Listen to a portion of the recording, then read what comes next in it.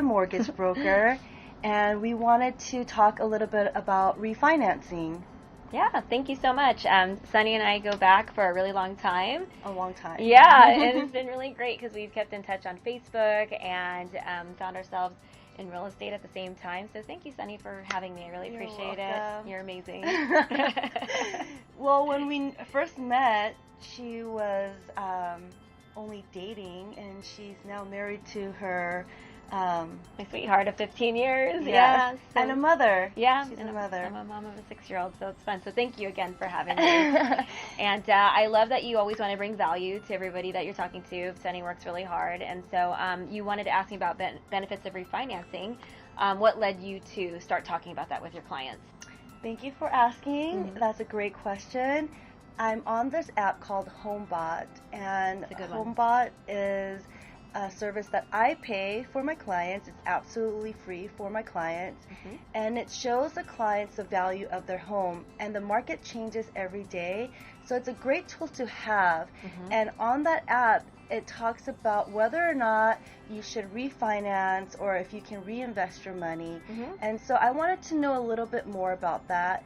But also, when I'm meeting with clients and buyers, I know that interest rates are at a very, very low. Yes, that's true. So interest rates are down. So we're in the fourth quarter of 2019, going into 2020. It's projected to stay low, but we are a full point lower than last year. So people can buy either more house for their money, or they can have a lower payment for the same house. So it's a really wonderful time. 2019's been incredible, and 2020 is projected to pave the same path, which is great. Great. Can you tell us what interest rates are at right now? Well, interest rates change daily, so I cannot actually quote rates. But so if you were to get a rate last year, for instance, it may be 4.75, where today might be 3.75. And that is just an example. I'm not quoting a rate because it does depend upon everybody's credit score and how much they put down. But that's just an example of the difference of rates being in the 4s last year, where rates might be in the 3s this year. Okay. Who would be a perfect client or candidate for you to refinance? So anyone that's paying over, say, 4.25 would be a good candidate to revisit their mortgage statement. I can look at the mortgage statement without running credit and look at what we could do.